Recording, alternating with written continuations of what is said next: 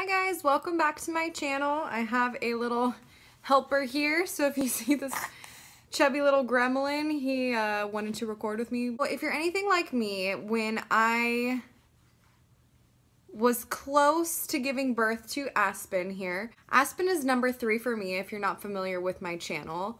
I have one more boy, I have an older girl, but him and my middle child Tice are 16 months apart roughly. So that would make him not even a year and a half, Tice, when Aspen was born. And as my due date started approaching, everybody was saying, oh my God, like, how are you gonna do it? And I'm just like, oh yeah, like, it'll be fine, it's cool, like, whatever. And then as it started coming closer, I thought, how am I gonna do this? So I was like looking up like tricks from like preschool teachers, like what they use for having all their kids, and I'm just like, oh my gosh, how am I gonna do this? So these are some tips and tricks and some other little goodies of what I've personally learned and what has worked for me having kids so close in age. If you are impending your due date and you have a child close in age, ready, it is hard, but I think the first couple weeks on your own are the hardest, and then it gets a lot better. I think it's not so hard having 3 kids, but it's really hard having kids close in age because number one, the older child can hurt the younger child, and I've had a couple instances where I pretty much have had to save his life. Because your brother didn't know. The first thing that worked for me, because as a mom, you have to get stuff done. You have your own house most likely, and you need to clean stuff. You need to get your other kids ready for school or, you know, whatever. It was hard having to constantly watch them to make sure that Tice wasn't hurting Aspen. So the first thing I did was I got one of those little bouncer seats, which I will be honest, with Mia Bella and with Tice, I never even used it. I used it maybe once or twice. I never used it. Like if I was gonna put them in something, I put them in their swing or whatever. But I got this little rocker, and this probably isn't safe, so disclaimer, but I was always watching him. I found the most sturdy one I could that was like super sturdy. We have a very big table, and I would put him up on the table just out of reach of Tice and strap him all in there and whatever. And I would always be watching or have, you know, Mia's help or whoever's help watching, so he was never unattended like that. And yeah, I know it's not the safest thing in the world, but sometimes you have to do what you have to do as a mom. I would never put my children in danger, but it's just something that worked, and I tested the table. There was like no way anything was gonna happen. So so that was a huge thing for me, putting him up where he couldn't get him, because I couldn't put him in the swing because he would have like hit him in the head or, you know, brought a toy over. And you know, a lot of it isn't, I'm not saying that my child's like a psycho and wants to like hurt a baby, but they're so little that they don't understand, number one, and number two, you know, they're trying to love on them, but they don't understand that it's hurting them. A lot of the times, that's what it is. On to my next point. The concept of baby gates are a great thing.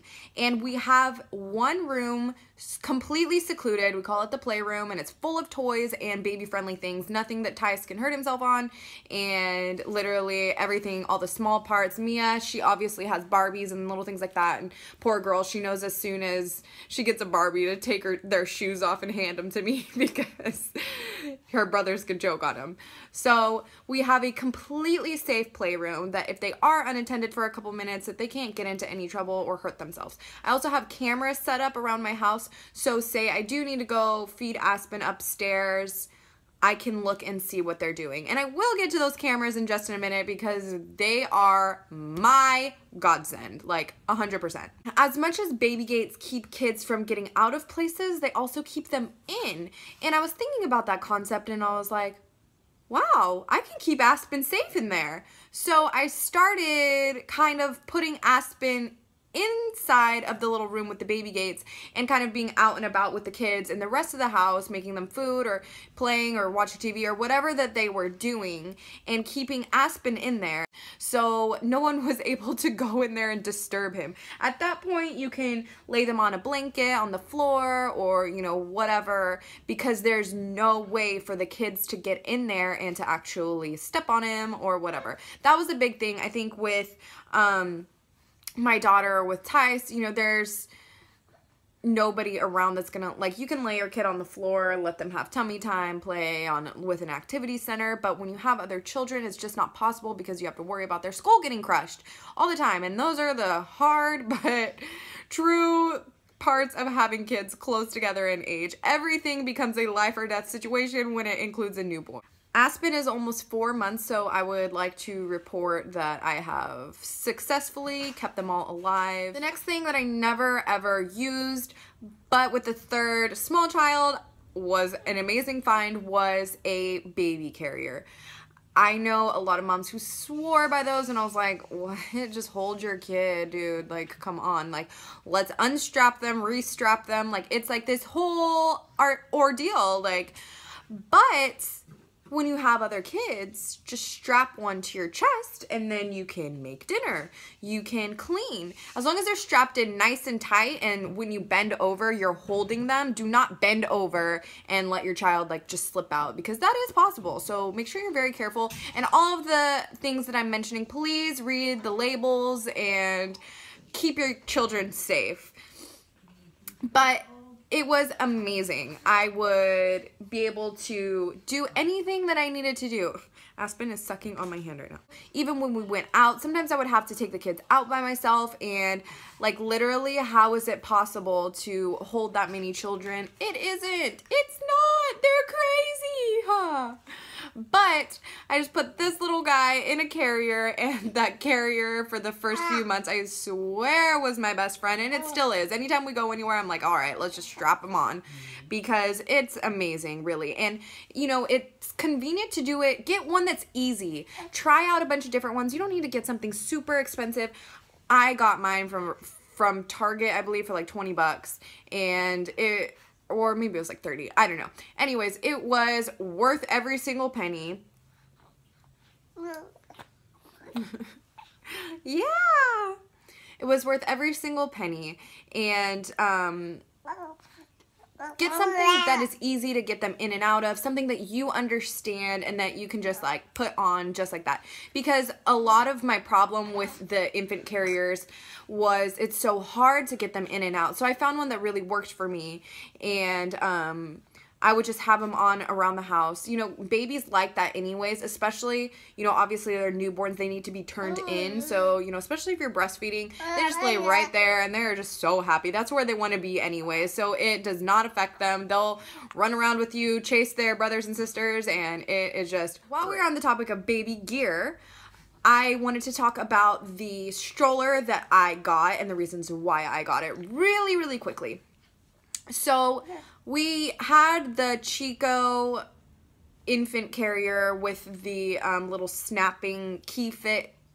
What is that called, Trev? The key fit. Thank you, Trevor. The Key Fit Caddy. We had the Key Fit Caddy, and that was super great for me because it was super lightweight, and I could get it in and out of my trunk, and it was like super awesome. And the Chico seat was so nice. It was honestly amazing. Like, it had a really deep seat, and it just felt safe. But when I was looking at double strollers, and for what I particularly needed and wanted, Chico did not have that, and they didn't have the seats that you could like snap in an infant car seat, and then it came with a regular seat to snap in when they're older. This is his head now. I turned him around so he doesn't look like I have like a blanket over his face.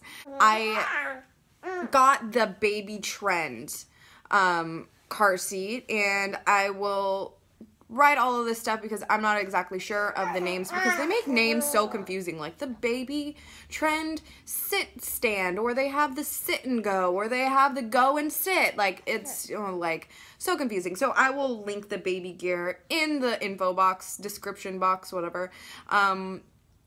at some point in my life. So we got him a new seat. The seat was, yeah, I think it was like, it was under $100, around $100 for the seat. And I think it was like $150 for the stroller. But, you know, the bases are really inexpensive, which with the Chico, they're very expensive. Hi! They're very expensive, so it, you know, kind of whatever. I'm not absolutely in love with the car seat, but for the stroller, I was willing to compromise. The stroller has two little parts where you can snap in the car seat, and you can also snap in it's a double, and you can also snap in the regular chair. So we put a regular chair in the front for Ty. So the front seat snaps in, and then the back seat snaps in his infant car seat. Now, when you're done you know, using his infant car seat and he moves on up to a different one, it also has a second chair that you can now then snap into. So you don't have to buy another car seat in, you know, a year or year and a half, however long they're in their infant car seat, however long you choose to keep them in there. It's just one good purchase. You can swap them out. You can put the infant in the front, you can put double infant in case you had twins. So I just thought it was super versatile, super cool, and it was the only one that I could find like that. They do have attachments for like the Chico, but it didn't look as safe to me. They're like bars. So like I just got the regular one that snaps in and, you know, whatever. The next product that I invested in, or my mom invested in, was the Halo Swivel Bassinests. So if you're breastfeeding, chances are your kid is probably a co-sleeper. That's kind of the way it rolls. I know there are moms that do not have co-sleeping breastfeeding babies, but let's say the majority that I know are lazy like me and just love to roll over in bed in the middle of the night and feed their child. And they don't want to have to take them out of a seat, take them out of a bassinet, take them out of a, you know, walk all the way over to their crib. Well, and just so you guys know, I'm not endorsed or paid by anyone. These are honestly good finds that I found and that works for me. So the swivel bassinest goes over your bed. It's like you can like adjust the height, and it literally goes over your bed. It like swivels around, hence the name swivel bassinest, not nest. And it goes over the bed and the sides come down. So you can literally like put your arms in and like scoop your child out, and they're pretty much halfway in your bed. So that is when you have another co-sleeping baby. You don't want to ever put two babies together, because obviously Tice, his age, or even Mia Bella, like I don't want them sleeping next to the baby and crushing the baby. I am a very light sleeper and I'm super aware of what's going on. So I feel confident sleeping next to my child. I've done it with all of my kids, and that is a completely different post, and that is just like, you know, I could hear so much crap about it, but that is what I choose to do what's right for your life. And so I invested in this, that way Trevor could sleep in bed, and Tice could sleep in bed. And then I can have him safely in the bassinet, but it's like he's co-sleeping. All I have to do is, and I'm literally right next to him. When I was pregnant with Mia Bella, I looked for safe co-sleeping things, and they really didn't have anything on the market. So I just ended up just co-sleeping just the good old-fashioned way. But this, I wish I would have had it back then, because I totally would have used it. And I think it's a really good find if you have other kids that are sleeping in your bed. If you're just co-sleeping with your kid, go ahead, do it the old-fashioned way. Don't waste your money on a bassinest. But if you're going to have another child sleeping in your bed, and your bed isn't the size of Japan, you need to find a good solution, and that is the best one that I could come up with. Instead of sleeping sitting up, that's the alternative. The next thing is just a little tip. Crackers are your best friend. I can't stress this enough. If you gotta get something done with the baby, or you gotta get something done with your other kids, or just in general, sit your kid down, give them a few crackers. They will be occupied for at least a few minutes, and it's not bad to, you know, try to use a few tricks, because honestly, I don't know how I would have survived. It's okay to give them a cookie once in a while, guys. It's not going to kill your kids. I'm sorry. It doesn't have to be organically grown in a fairy garden. You just give them a cookie once in a while because that's the only way that we can get through the day and survive. Sometimes we gotta do what we gotta do, and that's giving my kid a cookie so he'll sit down so I can change this one's diaper. You just gotta do it. Don't feel bad. You're a great mom, I'm sure, and giving them a cookie does not change that. The next thing I need to stress is prioritize the problem. Okay, so you have 2 kids. One's throwing up and one's just crying because they're just mad. What kid do you go to? Obviously the kid throwing up. Obviously it's not always on such serious of a scale, but you need to just kind of, my thing was being able to chill out and kind of address the problems and figure out which one needed attention first. Which one is the more dire problem. Mia Bella has Tice yanking on her hair, hanging from it, which is a true story and happens all the time. Or, you know, Aspen's just being a fussy little Gussie. Just being a fussy little guy and just wants mom. You know, I gotta just do what I gotta do. Or he's hungry. You gotta, you know, set up your other children and able to take care of this child. And it's okay to prioritize. You don't have a million arms. It's gonna be okay. I know it is so stressful, and I know as moms we want to do everything perfect for our children, but I promise you, just learn how to prioritize what you need to do first and foremost, and you will always get to the other child. With that being said, it's okay if your child cries. That is what stressed me out until the ends of the earth. I could not stand if one of my babies was crying. Mia Bella, I don't even think she knows how to cry. She does now, she knows how to whine. But I don't even think she knew how to cry because I literally was just there for everything she needed. If she was crying, I knew what it was, just like every new psycho mom. But you don't have time for that with 3 kids, and especially 2 little kids together. Anytime with multiple kids. It's hard, and it's okay. If one of them has to cry while you're doing something with the other one, it's okay. They're not gonna die, and they're not gonna remember it. So I'm not saying leave your kid crying for hours, and even if you need a break, if you need to go walk away for 2 minutes, you're stressed out, just, you know, they can cry for a couple minutes. You are not a bad mom if you let your child cry for just a couple seconds. If you hide in the closet and scream, or hide in the closet and cry, we've all done it. We've all locked ourselves in the bathroom for just a few minutes. Make sure your children are in safe places and they're not going to hurt themselves. And then let them cry for a couple minutes and get done what you need to get done. And I'm obviously saying this for short periods of time. Don't just be like, oh yeah, it's okay, let's just let them all cry, who cares? You do need to respond to their cries because that's how they gain their trust in you. But at certain times, it is okay. It is perfectly 110% okay for them to cry a little bit. This one is a big one, and it is for the little guy or girl's safety.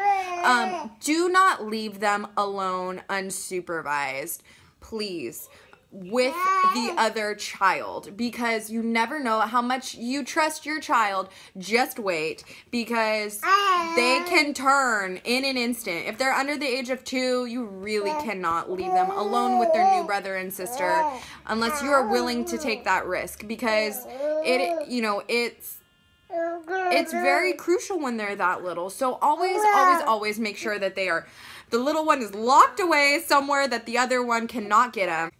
We were both right next to Tice, and Tice was laying with Aspen, and he was kissing him, he was holding him, and he was kissing him on the head, and it was just the cutest thing in the whole world. And then he's kissing him, and then all of a sudden, he goes and bites his head. Poor little guy. He didn't bite him very hard, but Aspen, of course, screams at the top of his lungs, and I'm like, what happened? Tice had bit him, and that was under our supervision. So you never know what is actually going to happen, and Tice is sweet. I mean, you wouldn't think that your child would bite the other child on the head, but it happens. The next tip I want to throw out there is talking quietly. And it really does work with Tice. They pay more attention and listen closer if you go to them and you're saying, Tice, you need to, whatever. Do you want some juice? Or whatever you're saying. They're going to kind of like listen instead of being screaming. Aspen is so sensitive to noise. You would think he wouldn't be with all of his siblings, but he is so sensitive to noise. So that trick really, really, really helped me, and with Mia Bella also, being like getting them to listen to you in general. Like, you have to get their attention first, but then speaking very quietly, it brings down their levels 1,000,000%, and it quiets the house, and they listen closer. Who would have thought? The next thing I want to say is try to get their naps on schedule. Oh my gosh, I know this is so much easier said than done, but if you can get them all to nap at the same time, it's stressful. So don't freak out if you can't get them on schedule, but when they're newborns, it is really easy, because as soon as I got Tice to go to sleep, I would just kind of like go in the other room with Aspen, lay down, nurse him, and he would go to sleep, and then you might be able to catch a couple minutes of sleep also too. Yeah, huh? Yeah! You might be able to catch a few minutes also, or do what you need to do, because I know they all say sleep when the baby sleeps, but that never happens because, you know, we have to do other things like, you know, use the bathroom or feed ourselves. So take that time to do whatever you need to do, but it is fairly simple when they're newborns to get them napping on the same schedule.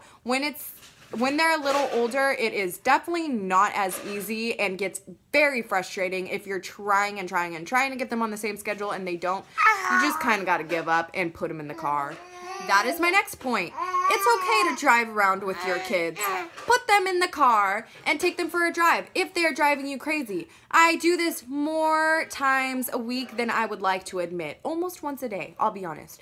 There comes a point in my day when you're a stay-at-home mom, and technically I think I am a stay-at-home mom because I only work once or twice a week, but when you have them and you can't handle them anymore, there's always a portion of the day that I go and drive around and grab myself something to drink or, you know, whatever, because the car makes them go to sleep. Unless you have kids that don't like the car, ooh. But it's good to start putting them in there when they're newborns, because then they will be used to the car. Once you get past the initial point of them not liking the car, they will get over it and they will get used to it and not mind riding in the car. I promise you. Actually, I don't promise you, because some kids just hate the car. But if you start them off when they're newborns, it is something they're more likely to be accepting towards. I take them and drive and get a coffee or get whatever. It kind of gives you a sense of me time, and also they usually do pretty well in the car. Aspen really likes music, so as long as I have music on in the car and, you know, whatever, he's pretty good. The last thing I have to say is really a public service announcement, really, and it is to Starbucks. Please, please, please come out with credit cards for moms like me who need to drive their children around and get coffee just to be sane, you know, 5 times a week, or a discount program for mothers with newborns and young children. That would be really awesome. I mean, they have senior discounts. Why can't they just have mom discounts? That's like a really good idea, and maybe Starbucks should hire me for like their marketing and advertising and all kinds of stuff. Starbucks, if you want to sponsor me, like, I'm so down. Just thank you for watching. I know it is hard, but you will get through it, moms. Just keep being the best mom you can be and do what's right for your family and your kids. I hope that this helped or gave maybe some insight. Yes, it's hard with 3 kids, but if I can do it, you can do it. Some days I lose my but, you know, they're awesome, and I wouldn't have it any other way. Thanks for watching, guys. Bye. This is our life. If you have any questions or video requests, please leave them in the box below. Thanks for watching. Subscribe! While we are on the topic of transportation, I guess, baby transportation, or baby gear. There we go, baby gear. I'm stupid. So the next thing is just a little, what are you doing? Once you get past the initial point, once you get past the initial point,